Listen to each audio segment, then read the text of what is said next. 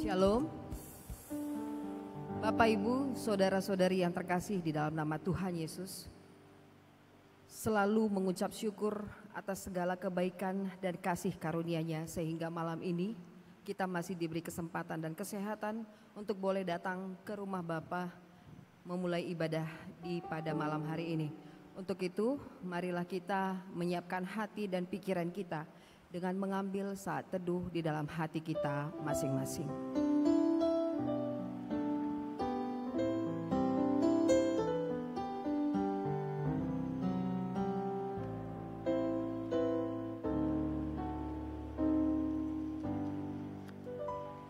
Kita angkat pujian dari Kidung Jemaat nomor 293 ayat 1 sampai 2, Puji Yesus.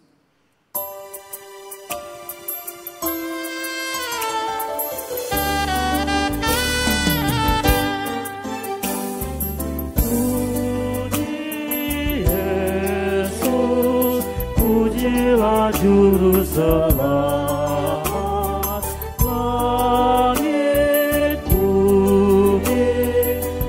Bukan kasih-Nya, haleluya, nyanyilah para malaikat, kuasa hormat bila kepada-Nya, selamanya Yesus kembali.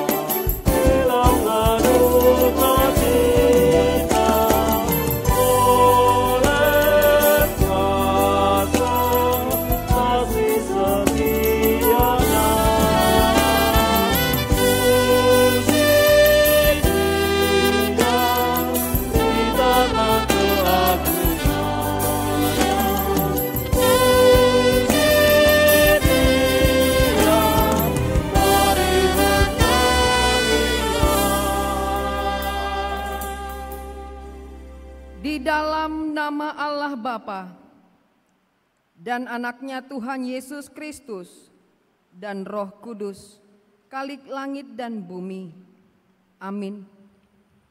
Siapakah yang boleh naik ke atas gunung Tuhan? Siapakah yang boleh berdiri di tempatnya yang kudus? Orang yang bersih tangannya dan murni hatinya. Haleluya.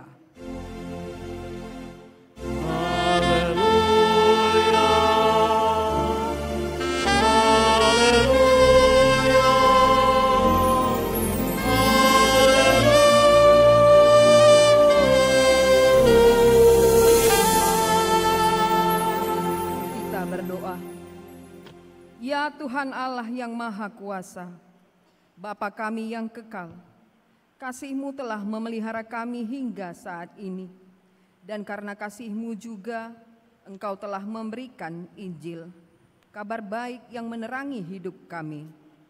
Kasihanilah kami ya Tuhan, bukalah hati kami oleh Roh Kudus-Mu, agar kami senantiasa mensyukuri kemurahan-Mu yang besar dan hidup dengan rendah hati. Biarlah firman-Mu tinggal di dalam hati kami, agar kami diperbaharui dan senantiasa hidup di dalam damai sejahtera di dalam anak-Mu Yesus Kristus Tuhan kami. Amin.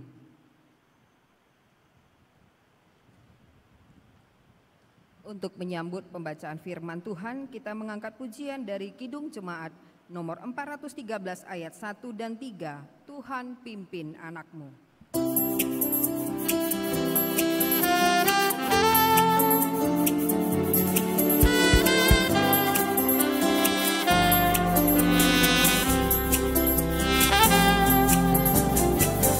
Tuhan pimpin anak-Mu agar tidak tersesat, akan jalan seterus bila Kau tetap dekat.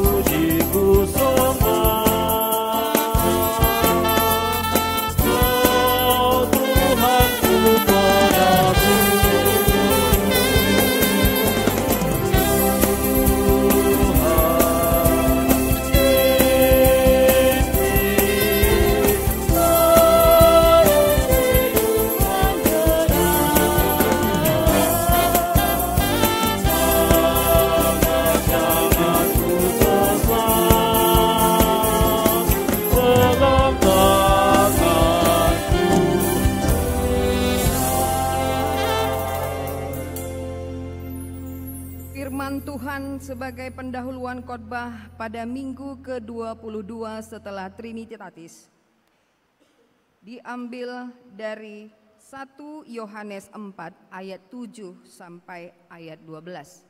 Kita akan membaca secara bergantian. Pada ayat ke-12 kita baca secara bersama-sama. Allah adalah kasih. Saudara-saudaraku yang kekasih, marilah kita saling mengasihi, sebab kasih itu berasal dari Allah, dan setiap orang yang mengasihi lahir dari Allah dan mengenal Allah. Barang siapa tidak mengasihi, ia tidak mengenal Allah, sebab Allah adalah kasih. Dalam hal inilah kasih Allah dinyatakan di tengah-tengah kita, yaitu bahwa Allah telah mengutus anaknya yang tunggal ke dalam dunia, supaya kita hidup olehnya. Inilah kasih itu, bukan yang telah mengasihi Allah, tetapi Allah yang telah mengasihi kita, dan yang telah mengutus anaknya sebagai pendamai bagi dosa-dosa kita. Saudara-saudaraku yang kekasih, jikalau Allah sedemikian mengasihi kita, maka haruslah kita juga saling mengasihi. Kita baca bersama-sama. Tidak ada seorang pun yang pernah melihat Allah. Jika kita saling mengasihi, Allah tetap di dalam kita dan kasih-Nya sempurna di dalam kita. Demikian pembacaan firman Tuhan. Yang berbahagia ialah mereka yang mendengarkan firman Allah, yang menghayati serta mengamalkannya. Amin. Kita mengangkat pujian untuk menyambut doa pengakuan dosa dengan pujian melayani mengasihi lebih sungguh.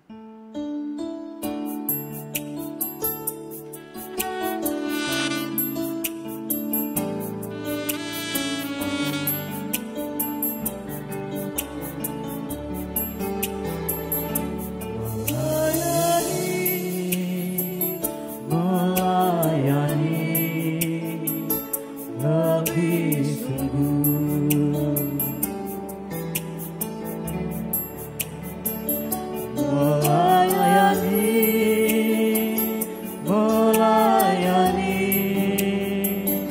lebih sungguh.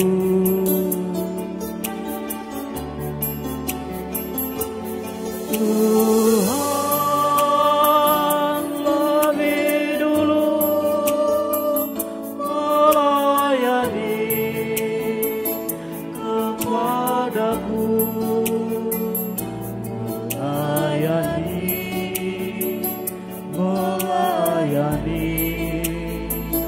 lebih sungguh.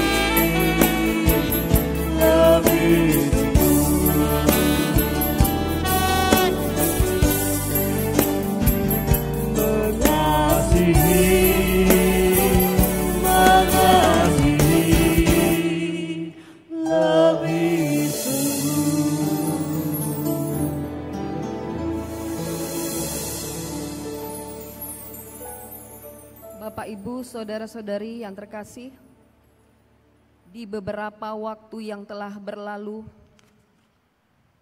kadangkala kehidupan kita jalankan sesuai dengan kehendak dan pemikiran kita, yang kadangkala memancing kita untuk jatuh ke dalam kelemahan daging, sehingga kita tidak luput untuk jatuh ke dalam perbuatan dosa. Perbuatan yang sesungguhnya menyakiti kita sendiri, melukai hati keluarga kita, hati saudara kita, terlebih-lebih hati Bapa yang di surga. Untuk itu, saat ini kita diberi kesempatan untuk memohon pengampunan yang daripadanya dengan memulai pengakuan di dalam hati kita masing-masing.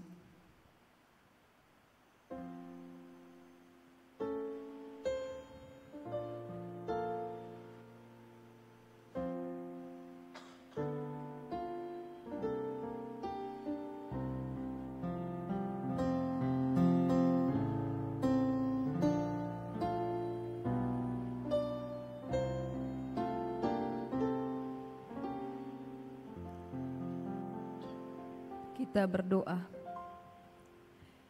Ya Allah, Bapa kami yang di surga, Tuhan yang Maha Kuasa dan Pengasih, kami bersyukur kepadamu karena kasih-Mu kekal selama-lamanya.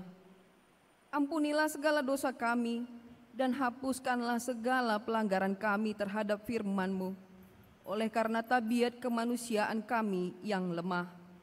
Kasihanilah kami dan hapuskanlah segala dosa dan pelanggaran kami, supaya kami beroleh kehidupan yang sejati dan abadi di dalam kasih Yesus Kristus Tuhan kami.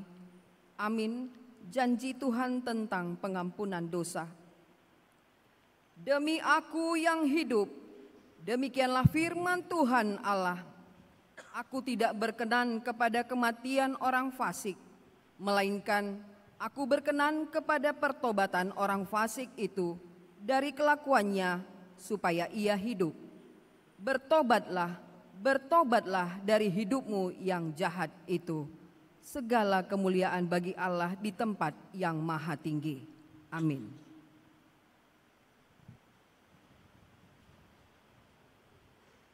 Kita angkat pujian dari pelengkap Kidung Jemaat nomor 138 ayat 1 dan 3. Setiamu Tuhanku tiada bertara.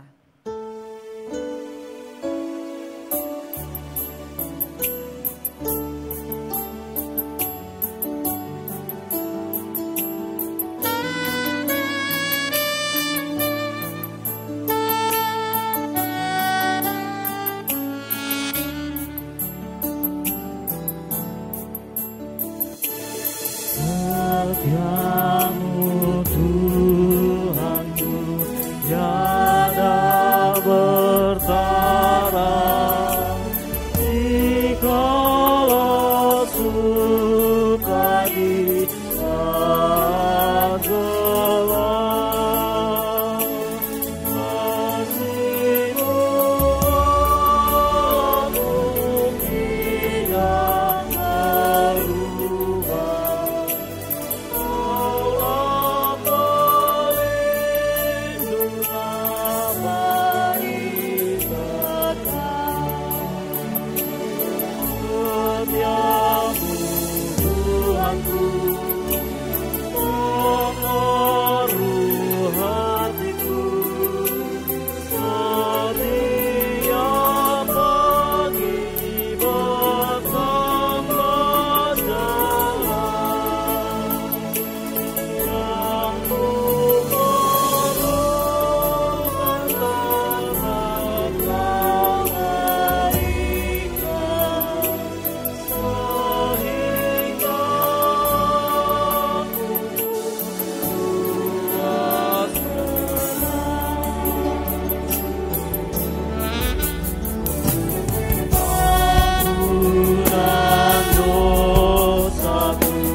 damai yang beri, kehadiran-Mu dan pimpinanmu. Kini sebentar dan besok akan hujan berat Kau beri padaku. Setiamu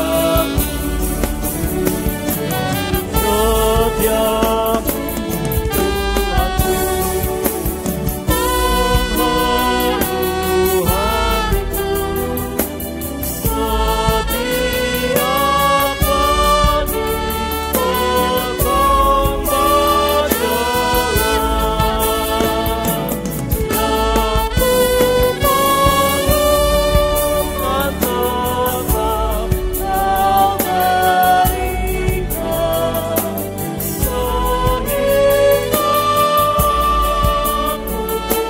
Yang ku perlukan tetap Kau berikan,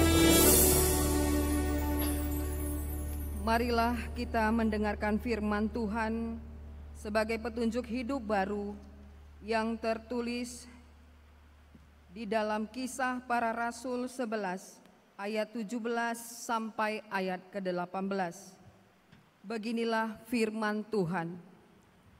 Jadi jika Allah memberikan karunia-Nya kepada mereka sama seperti kepada kita pada waktu kita mulai percaya kepada Yesus Kristus, bagaimanakah mungkin aku mencegah dia?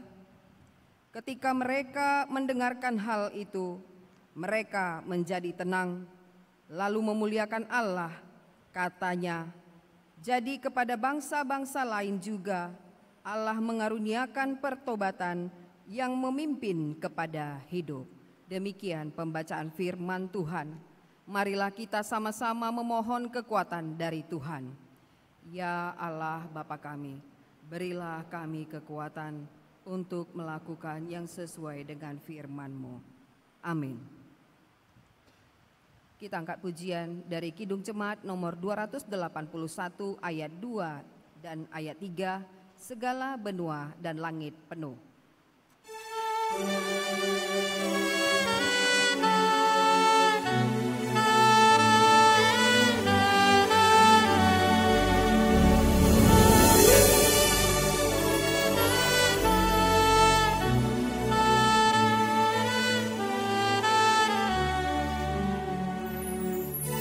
Sesungguhnya Yesus yang layak benar diberi nama itu, kudus dan besar, yang oleh sengsara kematiannya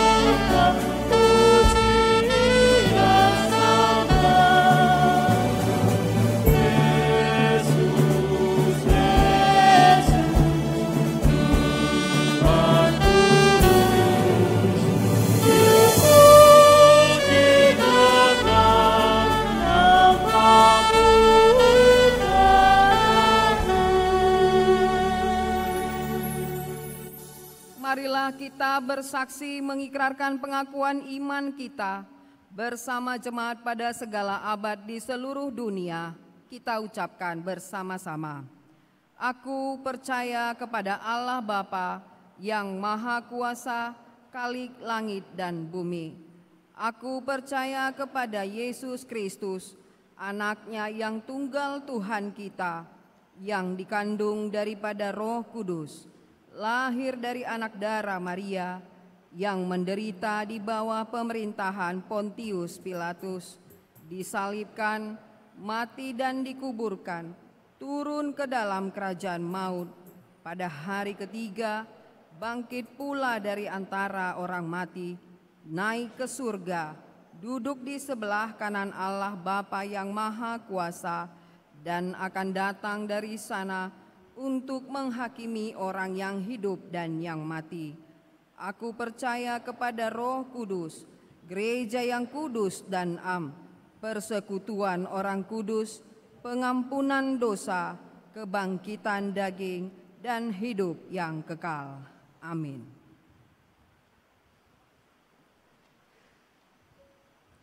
Kita menyambut sabda Allah dengan mengangkat pujian dari Kidung Jemaat nomor 407 ayat 1 dan 4. Tuhan, Kau gembala kami.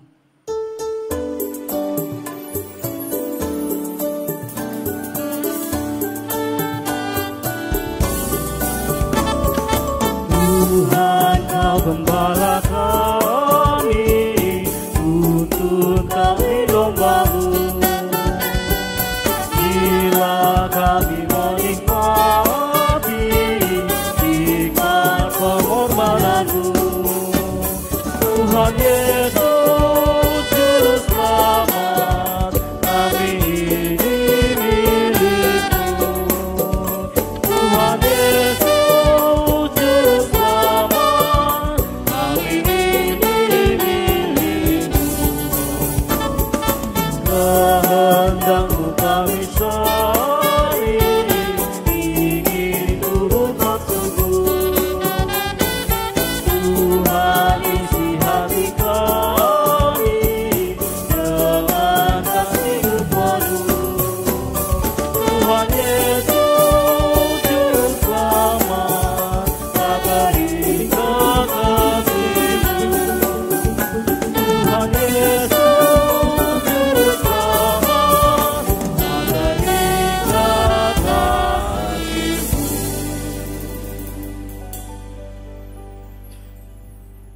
bersatu di dalam doa. Damai sejahtera Allah yang melampaui segala akal, itulah kiranya yang memelihara hati dan pikiranmu di dalam Kristus Yesus Tuhan kita. Amin. Shalom bagi kita semuanya. Puji syukur atas anugerah Tuhan yang memberkati kita sekalian, seluruh umat Tuhan. Kita boleh hadir di dalam ibadah minggu kita di saat malam hari ini. Tuhan dimuliakan senantiasa yang memberkati kita di dalam kesehatan dan sukacita. Marilah Bapak Ibu, pemuda-pemudi yang kami kasihi di dalam nama Tuhan Yesus, kita membuka Alkitab kita, firman Tuhan bagi kita di minggu ini dari kitab Maleaki, pasalnya yang pertama, ayat yang pertama sampai dengan ayatnya yang ke-6. Saya akan membacakannya bagi kita semua, marilah kita mendengar dengan baik. Ucapan ilahi, firman Tuhan kepada Israel dengan perantaraan Maleaki. Aku mengasihi kamu, firman Tuhan. Tetapi kamu berkata, dengan cara bagaimanakah engkau mengasihi kami? Bukankah Esau itu kakak Yakub? Demikianlah firman Tuhan. Namun aku mengasihi Yakub, tetapi membenci Esau. Sebab itu aku membuat pegunungannya menjadi sunyi sepi, dan tanah pusakanya aku jadikan padang gurun. Apabila Edom berkata, kami telah hancur, tetapi kami akan membangun kembali reruntuhan itu. Maka beginilah firman Tuhan semesta alam. Mereka boleh membangun, tetapi aku akan merobohkannya, dan orang akan menyebutnya daerah kefasikan, dan bangsa yang kepadanya Tuhan murka sampai selama-lamanya. Matamu akan melihat, dan kamu sendiri akan berkata, Tuhan Maha Besar sampai di luar daerah Israel. Seorang anak menghormati bapaknya, dan seorang hamba menghormati tuannya. Jika aku ini bapa, di manakah hormat yang kepada aku itu? Jika aku ini tuan, di manakah takut yang kepada aku itu? Firman Tuhan semesta alam kepada kamu, hai para imam yang menghina namaku. Tetapi kamu berkata, dengan cara bagaimanakah kami menghina namamu? Demikianlah pembacaan firman Tuhan. Bapak Ibu pemuda-pemudi yang kami kasih di dalam nama Tuhan Yesus, mungkin kita punya pengalaman di dalam kehidupan cinta kasih kita gitu ya. Apa yang dipahami dengan cinta bertepuk sebelah tangan gitu ya. Kita sangat mencintai seseorang, tapi ternyata cinta kita bertepuk sebelah tangan gitu ya. Bagaimana rasanya? Ya sangat sedih ya kalau itu terjadi. Semoga tidak ada di antara kita yang saat ini sedang mengalaminya. Ya, cinta bertepuk sebelah tangan, satu ungkapan di mana ketika kita mencintai seseorang dengan totalitas tanpa batas, segalanya kita buktikan, ya baik dari perkataan, perbuatan, semuanya kita buktikan, kita nyatakan bahwa kita sungguh, aku cinta padamu. Tetapi ternyata apalah daya, ternyata masih ada yang lebih ganteng dari kita. Apalah daya, ternyata ada yang lebih cantik dari kita gitu ya. Dan ternyata kita cuman bisa naik mobil 1 juta umat, dia bisa naik mobil Ferrari gitu ya. Sehingga cinta kita yang totalitas tanpa batas itu harus terhempas. Cinta bertepuk sebelah tangan, itu sangat menyedihkan. Karena kita mencintai seseorang, tapi orang tersebut tidak merespon, tidak menanggapi cinta kita padanya. Kalau kita perhatikan firman Tuhan di saat malam hari ini, itulah yang Tuhan alami, sehingga ketika Tuhan mengatakan dalam ayat yang kedua, "Aku mengasihi kamu," kata Tuhan. Ya, semuanya sudah Tuhan nyatakan cinta kasih Tuhan kepada umat Israel. Dia buktikan cintanya yang besar kepada bangsa ini. Tapi umat ini bilang sama Tuhan, "Dengan cara bagaimanakah engkau mengasihi kami?" katanya. Ini kan jawaban apa ini? Jawaban yang sungguh sepertinya cintanya mulai dingin. Apa yang menyebabkan jawaban dari umat ini kepada Tuhan ketika Tuhan bilang, "Aku mengasihi kamu," kata Tuhan. Tapi jawab umat itu adalah, "Dengan cara bagaimanakah engkau mengasihi kami?" Ada apa rupanya? Karena bangsa ini kecewa. Mereka kecewa bahwa apa yang mereka harapkan itu tidak sesuai dengan kenyataan. Dalam perjalanan hidup ini memang ada banyak harapan-harapan kita, tapi tidak sesuai dengan kenyataan, sehingga menimbulkan apa? Kecewa, marah, sakit hati, patah hati, dendam membara.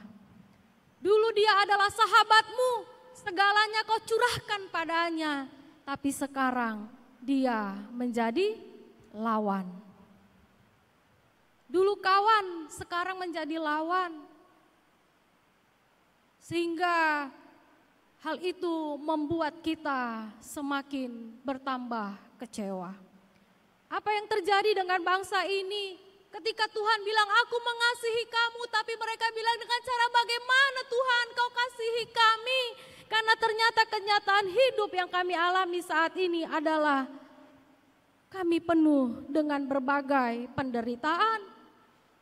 Kami pikirnya, "Tuhan, kau pulangkan kami dari Babel dan sekarang kami sampai di tanah ini kembali, tanah perjanjian yang kau karuniakan bagi kami. Kami hidup dalam kejayaan seperti Raja Daud, seperti kami mengalami kejayaan waktu Raja Salomo. Ekonomi makmur, politik kuat, ya pertahanan kuat, segalanya menjadikan bangsa-bangsa yang ada di sekitar mereka menjadi tunduk, menjadi takut kepada bangsa itu. Tapi kau pulangkan kami Tuhan dalam kondisi kami tidak punya apa-apa. Bahwa ternyata mereka tidak punya kekuatan secara politik, mereka tidak mengalami kejayaan seperti masa Daud dan Salomo. Mereka hanya tetap menjadi bangsa yang kecil, bahkan mereka pun tetap di bawah penjajahan bangsa Persia dan posisi politik pun begitu rendah. Maka harapan besar bertemu dengan realita pahit, lahirlah kekecewaan. Kupikir dialah suami terbaik, ternyata salah pilih. Kalau masih pacaran masih enak, bisa putus, kira-kira berubah, sambung lagi. Tapi ketika sudah menikah, ternyata dia adalah perempuan terburuk yang kau pilih menjadi istrimu. Ternyata dia adalah laki-laki paling brengsek yang kita pilih menjadi suami. Tapi firman Tuhan bilang, yang telah dipersatukan Allah tidak boleh diceraikan manusia. Kekecewaan terjadi karena ekspektasinya dia adalah suami yang bertanggung jawab, akan menjadi bapak yang bertanggung jawab buat anak-anaknya. Tapi ternyata dia terlibat judol dan semua harus habis tergadai karena hutang yang melilit. Kehidupan ekonomi bangsa itu pun dalam kondisi yang sulit, sehingga tanah yang tadinya subur, mereka sekarang mengalami situasi tanahnya tidak lagi subur, panen pun buruk, ya belum lagi pajak yang tinggi. dan semakin banyak orang jatuh dalam kemiskinan dan hutang. Bagaimana caranya Tuhan Engkau mencintai kami? Kami hidup dalam kemiskinan, hutang yang terus melilit kehidupan kami. Kau bilang Tuhan Kau mencintai kami. Sudah semua perusahaan di Medan ini kita buat lamaran, tapi satu pun tidak ada yang manggil kita. Mulai dari yang online sampai yang langsung kita antar pun tidak ada jawaban. Maka ketika kita tadinya menjadi orang yang paling rajin ke gereja, beribadah kepadanya, kekecewaan itu membuat kita seperti bangsa ini mengatakan, dengan cara bagaimana Engkau mengasihi kami Tuhan. Gak ada kerjaan, bukan tidak berusaha Tuhan. Gak lulus-lulus, bukan tidak direnungkan, dipikirkan, tidak dikerjakan skripsi itu, tapi bolak-balik ditolak. Tuhan, Kau bilang mengasihi kami. Kau bilang Kau mengasihi kami Tuhan. Hanyalah kemalangan dan penderitaan yang kami alami. Maka kekecewaan itu juga membuat bangsa ini mengalami keletihan rohani. Setelah mereka pulang dari pembuangan, ya mereka berharap sampai di tanah mereka sendiri, mereka akan hidup dalam kerohanian yang membara, semangat spiritual yang sungguh membuat setiap orang merasakan kebahagiaan, tapi ternyata ibadah itu terasa hambar dan sekedar formalitas. Mengisi absen mungkin, sehingga harapan spiritual pun menjadi runtuh karena mereka pun menjadi letih. Di mana janji Tuhan? Apa Tuhan masih peduli ketika kita sudah mengalami berbagai kelelahan dalam hidup ini? Kita lelah dengan berbagai persoalan hidup yang kita alami. Masihkah kita percaya dengan firman Tuhan yang mengatakan, Aku mengasihi kamu. Duka citalah yang datang pada kita, kegagalan yang datang pada kita, tapi firman Tuhan bilang, Aku mengasihi kamu. Maka mereka mengatakan, dengan cara bagaimana Tuhan? Engkau mengasihi kami karena pemulihan yang mereka harapkan itu tidaklah seperti yang terjadi di dalam kehidupan mereka. Mereka berpikir bagaimana nabi-nabi sebelumnya di masa Yesaya mengatakan bahwa kemuliaan Tuhan akan memenuhi bait Allah, bangsa Israel akan dipulihkan menjadi terang bagi bangsa-bangsa. Ya, tetapi kenyataannya di zaman Maleaki tidak ada kemuliaan Tuhan yang nampak, tidak ada kemenangan yang besar terjadi dalam bangsa ini, dan tidak ada mujizat yang spektakuler terjadi dalam kehidupan bangsa ini.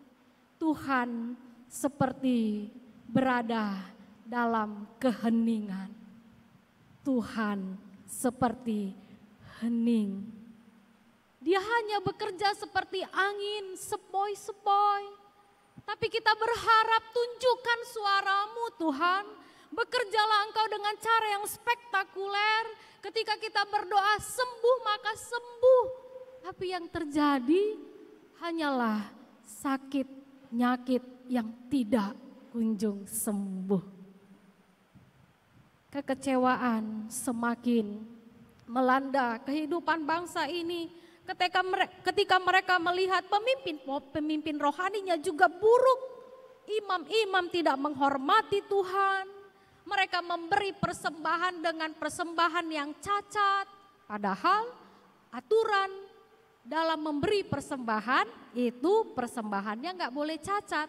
Misalnya ketika memberikan domba, mempersembahkan domba, itu dombanya tidak boleh matanya buta, kakinya pincang atau dalam kondisi sakit. Jadi harus persembahan yang terbaik. Tapi mereka mempersembahkan persembahan yang cacat. itu berarti mereka menghina Tuhan. Mereka mengajar dengan tidak benar. Maka ketika para pemimpin rohani ini mengalami kondisi seperti itu, umat Tuhan pun jadi kecewa. Pendeta pun selingkuhnya, apalagi jemaatnya. Kayak gitunya pendeta kami, apalagi jemaat yang dipimpinnya. Pendeta pun korupsinya rupanya, apalagi jemaatnya. Karena mereka menganggap seharusnya imam menjadi teladan, tapi hidup mereka justru lebih buruk dari umat yang bukan imam. Kecewa. Kau bilang mengasihi kami Tuhan, siapa lagi yang bisa dijadikan contoh? Para pelayan pun tidak bisa jadi teladan dalam hidup. Perselingkuhan bukan hanya melanda umat biasa saja, tapi para pelayan Tuhan, para pendeta, mungkin pemimpin gereja juga mengalami hal itu. Kita pun semakin kecewa. Udahlah, gak usahlah kalian ke gereja. Gak lebih baik kalian dari kami yang tidak ke gereja. Karena pendeta kalian pun kayak gitunya katanya. Sehingga kehidupan diukur hanya dari manusia. Dan itu menjadikan alasan kehidupan itu semakin letih, lesu, dan semakin kecewa. Karena sepertinya Tuhan tidak peduli. Sepertinya Tuhan semakin membiarkan kondisi-kondisi di mana sepertinya tidak ada lagi sesuatu yang baik yang membuat kekecewaan ini bisa diperbaharui, bisa diobati. Tapi apa yang Tuhan katakan ketika mereka mengatakan dengan cara bagaimana, dengan tumpukan-tumpukan kekecewaan yang melanda kehidupan mereka, maka Tuhan mengatakan di dalam ayatnya yang kedua B, bahwa katanya di sini, bukankah Esau itu kakak Yakub? Demikianlah firman Tuhan, namun aku mengasihi Yakub. Maka kita perlu mengenal kasih Tuhan supaya kekecewaan demi kekecewaan itu tidak meruntuhkan iman kita kepada Tuhan. Kita perlu mengenal kasih Tuhan supaya apapun yang terjadi di tengah situasi kondisi kehidupan kita, ketika realita kehidupan tidak seperti apa yang kita harapkan, kita bisa mengenal kasih Tuhan. Di sana Allah mengatakan bahwa Tuhan memilih Yakub bukan Esau. Itu artinya Tuhan memilih sendiri bahwa menjadi umat Tuhan itu adalah pilihan Allah, bukan karena Yakub orang baik. Yakub adalah penipu paling handal. Dia sudah menipu abangnya, dia tipu bapaknya, dia tipu mertuanya. Dia hidup terus-menerus menipu. Tapi Tuhan mengasihi orang yang berdosa seperti Yakub, sehingga dalam pergumulannya dengan Tuhan dia menang dan Allah mengubah hidupnya menjadi Israel. Itulah Allah menyatakan bahwa Tuhan mengasihi dengan kasih karyanya yang nyata dari masa ke masa. Bahwa Allah mengasihi dengan firman-Nya, bagaimana Allah memelihara keturunan Yakub menjadi bangsa yang besar.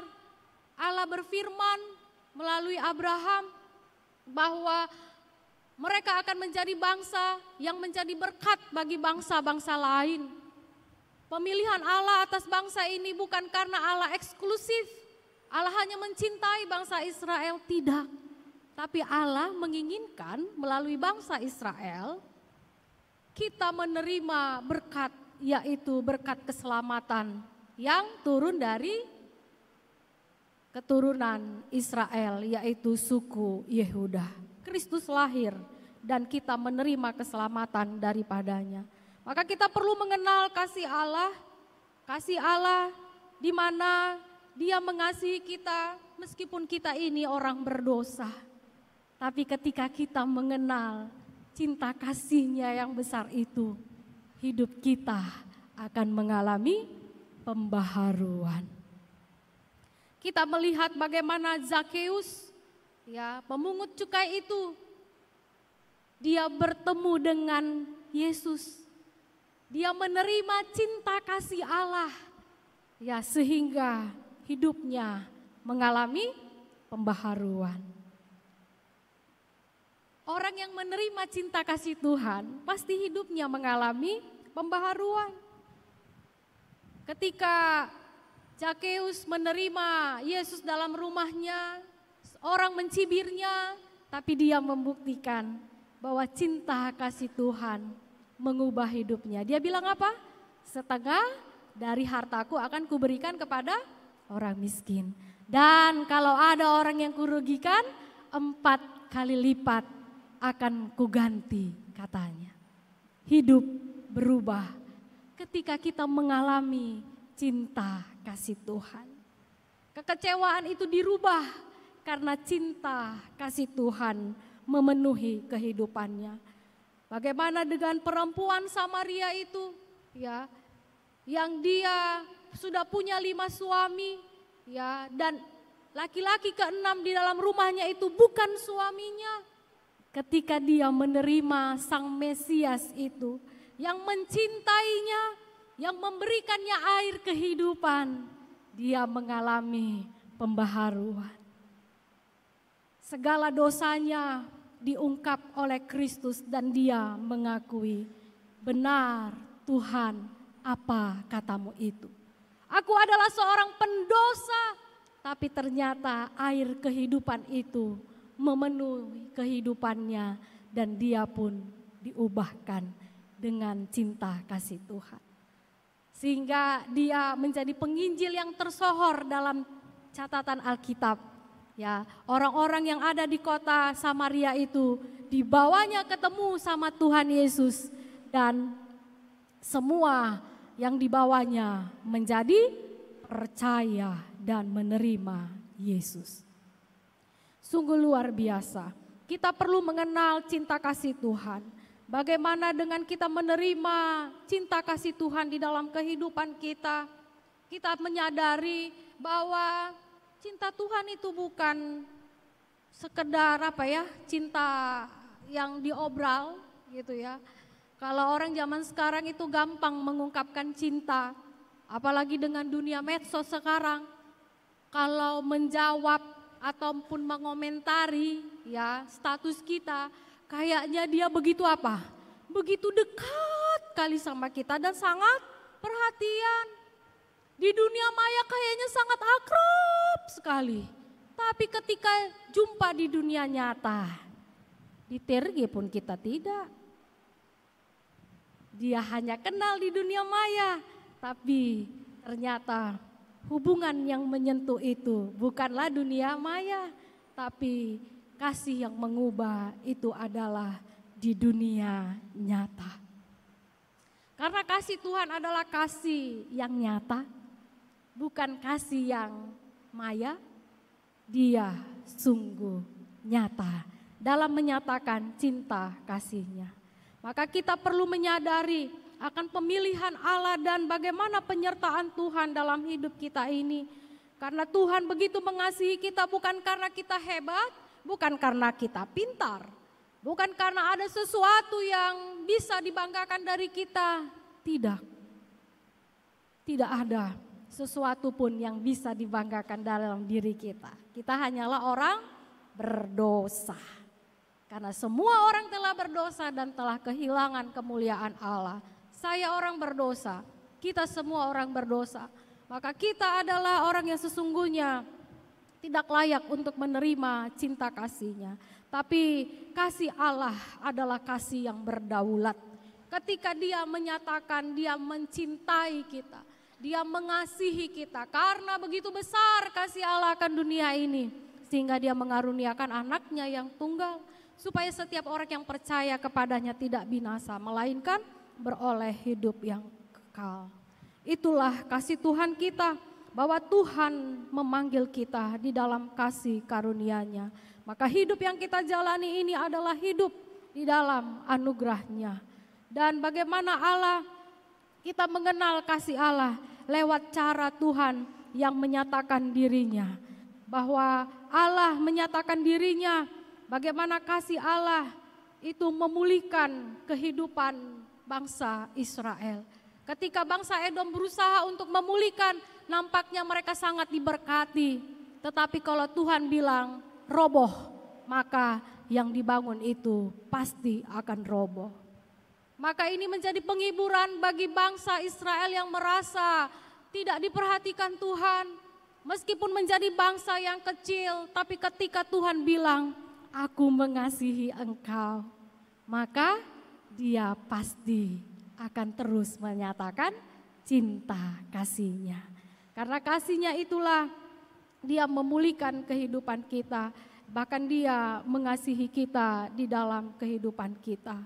Maka kita perlu juga melihat bagaimana cinta kasih Allah itu, kita menghormati Tuhan kita, seperti katanya di dalam ayat yang ke-6, seorang anak menghormati bapaknya dan seorang hamba menghormati tuannya. Jika aku ini bapa, di manakah hormat yang kepada aku itu? Cinta kasih Allah Dia nyatakan seperti hubungan bapa dengan anak. Ya, jadi kita bisa mengenal bagaimana cinta kasih Tuhan seperti bapa sayang sama anaknya. Ya, itu luar biasa. Itu menunjukkan bagaimana perlindungan seorang bapa, dia melindungi anak-anaknya. Dia menyelamatkan anaknya. Ada yang saya baru perhatikan di Reels, itu terjadi gempa di Filipina dan terjadi banjir yang begitu besar sehingga ada rekaman seluruh keluarga itu selamat. Itu berkat bapaknya yang melindungi seluruh keluarga, semua dinaikkan ke atap asbes rumahnya, kira-kira seperti totoloteng gitu ya. Itu bapaknya semua yang mengangkat anak-anaknya semua sehingga anaknya menjadi selamat. Sehingga komentar netizen mengatakan kalau ada bapak semua aman katanya. Ya. Artinya apa? Bapak itu rela berkorban demi menyelamatkan anak-anaknya. Ya, maka kalau jadi bapak itu harus ada di dalam diri setiap orang yang menjadi bapak. Ya, jangan pula dia jadi bapak, yang penting rokoknya duluan selamat. Ya, istrinya minta uang untuk beli obat anaknya, dak kadok kepeng katanya kan. Tapi kalau untuk beli rokok dan tuanya ada itu. Padahal bapak sesungguhnya dia rela berkorban, yang penting apa? Semua keluarganya selamat. Dia nggak akan makan itu panggang itu sebelum dipastikannya udah makan panggangnya anaknya sama istrinya di rumah. Nah, itu kan bapak yang hebat. Ya, seperti itulah bapak. Maka dalam hal ini juga Allah menyatakan seperti cinta kasih-Nya seperti bapa kepada anak. Dalam hal inilah kita mengenal kasih-Nya. Bapa yang mengaruniakan anaknya yang tunggal, Yesus Kristus, untuk menyelamatkan kita orang berdosa. Kasih-Nya begitu besar sehingga Dia rela mengambil rupa menjadi manusia. Lahirnya di kandang domba yang hina supaya kita yang hina menjadi mulia. Itulah cinta kasih Bapa. Dia korbankan anaknya yang tunggal. Dan kita yang tadinya orang berdosa, kita menjadi anak yang dikasihinya. Maka hubungan kita dengan Allah itu seperti Bapa dengan anak. Ketika kita berdoa, kita panggil Dia Bapa kami yang di surga. Satu hubungan yang begitu dekat, di mana Dia menyatakan cintanya yang besar. Dia korbankan anaknya yang tunggal supaya kita diangkat jadi anak-anaknya. Dan juga disebutkan menghormati seperti seorang hamba menghormati tuannya. Maka dalam konsep ini juga dipahami bahwa pada masa itu ada namanya manusia itu seperti kalau mereka orang orang yang susah gitu ya. Mereka berada dalam kelas seperti budak, maka ada pasar yang menjual para budak. Ya, maka harga kita itu bergantung dalam kondisi. Kalau kira-kira kuat, bisa dipakai tenaganya untuk kerja rodi misalnya, itu harganya agak mahal. Maka kita diperjualbelikan. Nah, maka kepada siapa kita dijual, yang membeli kita itu harus menebus kita gitu ya. Sehingga ketika kita ditebusnya, kita menjadi budak dari yang menebus kita. Kita menjadi hamba dari yang menebus kita. Maka konsep inilah yang dipahami, seperti itulah tuan dan hamba. Kita ini adalah budak dosa. Ya, kita diperbudak oleh dosa, dan Kristus, Tuhan Allah kita itu, Dia menjadi tuan, Dia tebus kita. Berapa harga kita? Dia tebus, bukan dengan barang yang fana, tapi Dia tebus dengan darahnya yang kudus. Di Bukit Golgota, Dia tebus kita. Maka posisi kita saat ini sebagai hamba-hamba yang telah ditebus dengan darahnya yang kudus, sehingga Dia mati di Bukit Golgota untuk menebus dosa kita, menyelamatkan kita, dan menjaminkan kehidupan kekal. Kepadanya lah kita seharusnya tunduk dan mentaatinya. Demikianlah Allah menginginkan kita menghormatinya, mengasihinya, sehingga ketika kita menyadari hal itu, maka hormatilah Tuhan yang telah menebus hidup kita. Maka segala kekecewaan itu, segala pergumulan dan penderitaan hidup yang membuat kita marah, kecewa, putus asa atau hilang pengharapan, maka kasih Tuhan itu akan memulihkan kita. Ketika kita menerima bagaimana cinta kasih Tuhan yang mengampuni kita, orang yang tidak layak untuk diampuni ini, ya maka karena kita sudah menerima cinta kasih-Nya, kita mampu mengampuni kawan kita itu yang sekarang udah jadi lawan. Kita bisa mengampuninya dan kita kembali berdamai dengannya. Maka cinta yang kita terima dari Tuhan, karena kita belajar bagaimana Dia telah mendamaikan kita dengan Bapa melalui kematian-Nya di kayu salib. Cinta itulah yang akan mendamaikan kita, mungkin dengan pasangan kita, keluarga besar kita, atau dengan siapapun kita sedang bermasalah. Sehingga kekecewaan itu kita dapat melihat ada kasih Tuhan yang memampukan kita untuk terus mengasihi dan mengampuni. Seperti lagu kita yang kita nyanyikan, ya, mengasihi lebih sungguh karena Tuhan sudah lebih mengasihi kita. Kita bisa melayani lebih sungguh karena Tuhan sudah melayani kita terlebih dahulu. Dan kita bisa mengampuni lebih sungguh karena Kristus sudah lebih dulu mengampuni kita.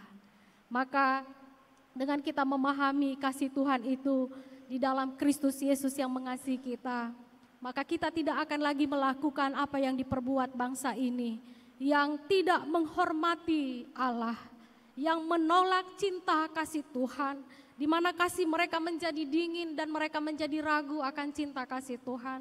Sehingga ibadah mereka itu menjadi ibadah yang asal-asalan. Persembahan yang diberikan pun adalah persembahan yang bercacat di hadapan Tuhan. Padahal Allah menginginkan ketika kita memberi persembahan, itu adalah persembahan yang lahir dari iman, bukan asal-asalan. Allah menginginkan ketika kita memberi persembahan itu bukan sisa-sisanya, tapi adalah persembahan yang terbaik. Kita masih sering karena banyaknya kebutuhan hidup, ya kalau ada kita dapat kiriman atau kita sudah mendapat yang sudah punya gaji, ya maka kemana duluan kita berikan keuangan kita itu? Yang pertama bayar hutang, ya habis itu bayar cicilan, ya, kemudian dengan semua kebutuhan, belanja online, ya, segala alat-alat kecantikan, ya, fitness dan sebagainya, ya, makanan-makanan yang membuat kita fun, ya, senang, ya, sehingga ada nggak sisanya untuk ke gereja? Nggak ada sisanya Inang untuk ke gereja. Maka tunggulah ada apa baliknya, ya, tahu baliknya kan? Ya, kembaliannya. Jadi kalau nanti kita beli, ya pecah uang kita itu, ya sisa-sisanya lah. Itulah jadi persembahan kita kepada Tuhan. Di manakah hormatmu, kata Tuhan, ketika kita memberi persembahan itu adalah sisa-sisanya. Padahal cintanya itu enggak sisa, tapi hidup yang dia berikan, nyawanya untuk menebus dosa kita. Enggak sisanya itu, dia turun dari sorga enggak sisa-sisanya, tapi dia mencintai kita dengan cintanya yang total. Seluruhnya, nyawanya, darahnya dia berikan bagi kita. Maka persembahkanlah persembahan yang terbaik bagi Tuhan. Bukan berbicara nominal, karena terhadap janda miskin yang memberi, orang menghina karena hanya 2 keping perak, ya tidak ada harganya itu dibandingkan persembahan orang yang juta-jutaan mungkin, ratusan ribu mungkin. Tapi Tuhan memuji nominal yang kecil itu. Kenapa? Karena dia memberi dari seluruh kehidupannya. Dia memberikan seluruh yang ada padanya. Lah untuk makannya kayak mana? Kalau seluruhnya dia berikan untuk Tuhan. Janda miskin itu percaya bahwa Tuhan sanggup memelihara hidupnya. Cicilannya gimana Inang? Ya gimana dengan berbagai kebutuhan? Jangan pernah berikan sisa untuk Tuhan. Yang terbaik kita berikan kepada Tuhan. Bagaimana dengan hari esok? Maka disitulah iman dibutuhkan. Maka ketika kita memberi persembahan adalah karena dasar iman. Itulah yang menjadi persembahan yang berkenan di hati Tuhan. Karena kita menghormatinya. Karena dia telah mencintai kita dengan cintanya yang sungguh-sungguh. Maka cintailah Tuhan. Jangan biarkan cinta Tuhan bertepuk sebelah tangan. Karena dia sungguh mengasihi kita orang berdosa ini. Dengan segala keberadaan kita, dia tidak menunggu kita sempurna baru kita dikasihinya. Dalam kondisi lemah dan tidak berdaya, dalam kerapuhan dan kelemahan kita, dia sungguh mencintai kita semua. Biarlah kasih Tuhan senantiasa menuntun dan memelihara hidup kita. Amin, kita berdoa. Terpujilah Engkau ya Tuhan, yang mencintai kami dengan kasih yang kekal. Engkau buktikan cintamu itu Tuhan, Engkau mati di kayu salib. Engkau tebus kami dengan darah-Mu yang kudus, sehingga kami Engkau angkat menjadi anak-anak yang Engkau kasihi. Tapi sering sekali Tuhan, berbagai pergumulan dalam kehidupan kami membuat kami menjadi kecewa, membuat kami menjadi berputus asa, dan kami hilang pengharapan. Karena apa yang kami alami saat ini Tuhan, tidak seperti apa yang kami harapkan. Hanya kebencian yang ada di hati kami. Hanya ada kemarahan yang ada di dalam hati kami Tuhan.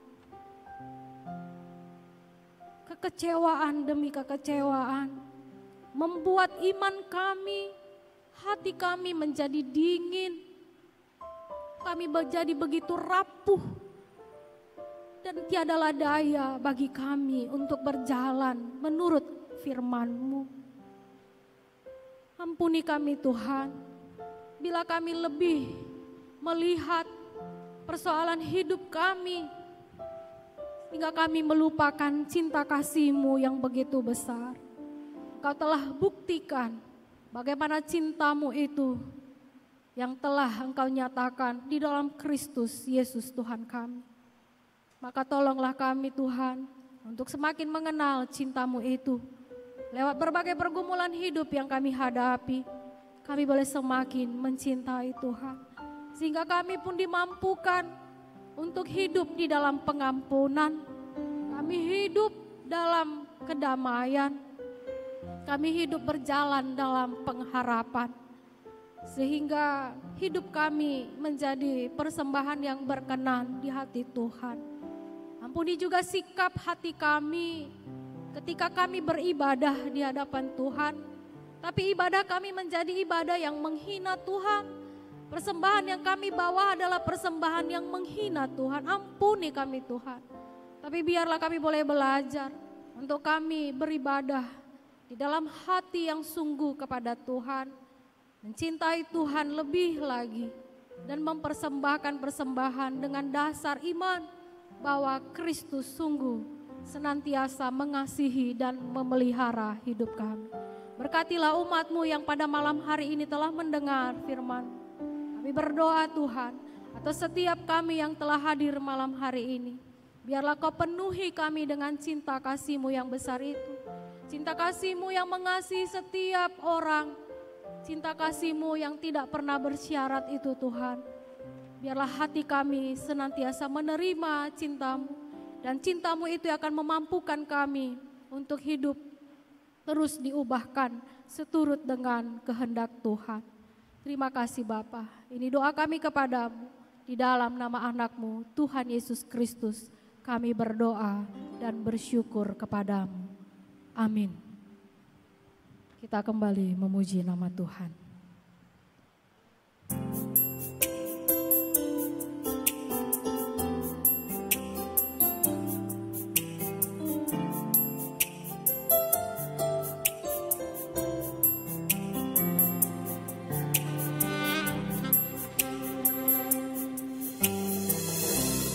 Kasih setiamu yang ku rasakan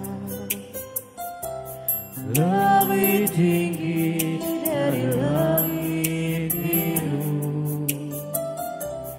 Kebaikan-Mu yang telah Kau nyatakan lebih dalam dari lautan.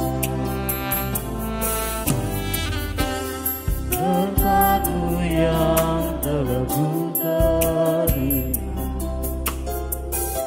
sempat membuatku terpesona.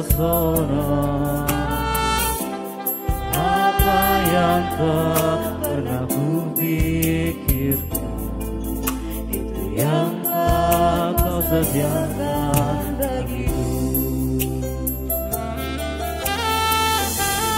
Siapakah aku ini Tuhan, dari biji mata-Mu,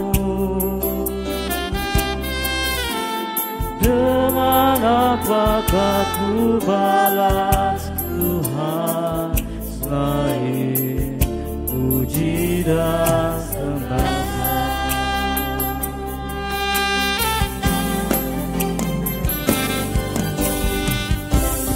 Berkat-Mu yang telah ku terima sempat membuatku terpesona. Apa yang tak pernah ku pikir, yang tak Kau sediakan bagiku. Siapakah aku ini Tuhan, dari biji mata-Mu, dengan apakah ku balas Tuhan selain puji dan sembah. Siapakah aku ini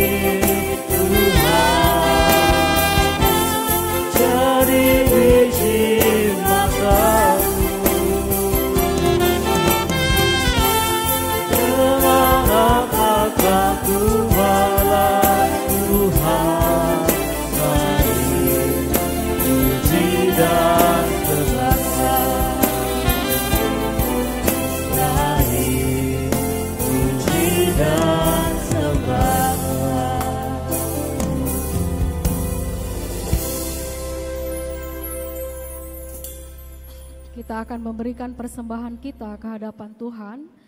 Dengarkanlah firman Tuhan yang akan menghantarkan kita di dalam memberi persembahan dari Galatia 6 ayat 9. Janganlah kita jemu-jemu berbuat baik, karena apabila sudah datang waktunya, kita akan menuai jika kita tidak menjadi lemah.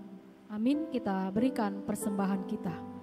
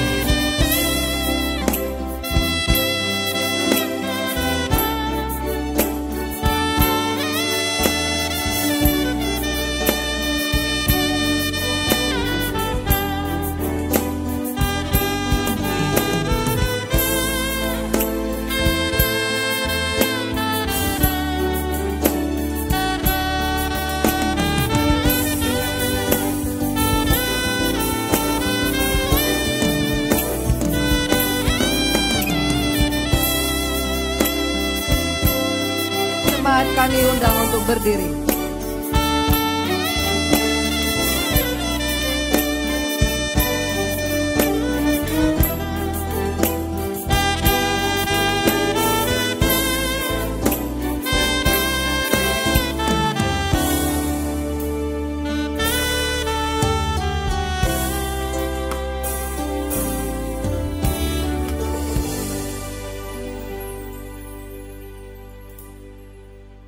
Marilah kita menyerahkan persembahan kita ke hadapan Tuhan. Kita berdoa. Ya Allah Bapa kami yang di surga, kami mengaku dengan setulus hati, Engkaulah sumber segala berkat dan karunia. Di sini kami memberikan persembahan syukur kami kepadamu. Terimalah persembahan umat-Mu dan berkatilah menjadi alat kesaksian, persekutuan dan pelayanan jemaat-Mu ini. Jadikanlah hidup kami persembahan yang berkenan kepadamu, dan pakailah hidup kami untuk turut menghadirkan tanda-tanda kerajaan-Mu di seluruh dunia ini. Kasih, keadilan, damai sejahtera dan sukacita. Bukalah hati kami oleh Roh Kudus-Mu, agar kami senantiasa mengucapkan syukur kepadamu. Di dalam nama Yesus Kristus Tuhan kami. Amin. Persembahan pada Tuhanku, sambil puji Yesus, Juru Selamatku, termasuk Maria, puji padamu, dan merasa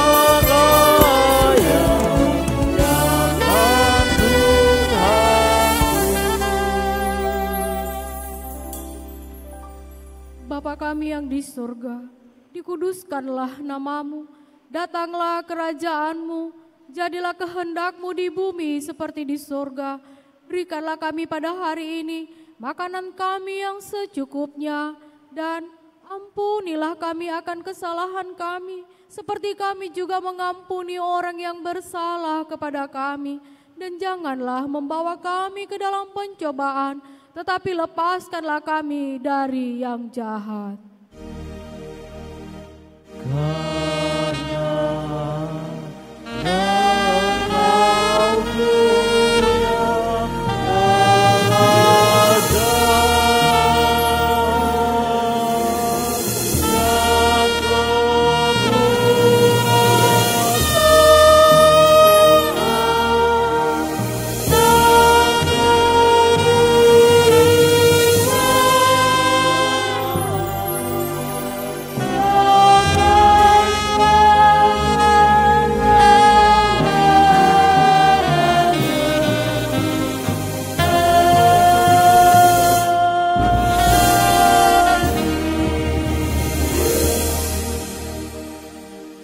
Tuhan, arahkanlah hatimu kepadanya dan terimalah berkat Tuhan. Tuhan memberkati engkau dan melindungi engkau. Tuhan menyinari engkau dengan wajahnya dan memberi engkau kasih karunia. Tuhan menghadapkan wajahnya kepadamu dan memberi engkau damai sejahtera.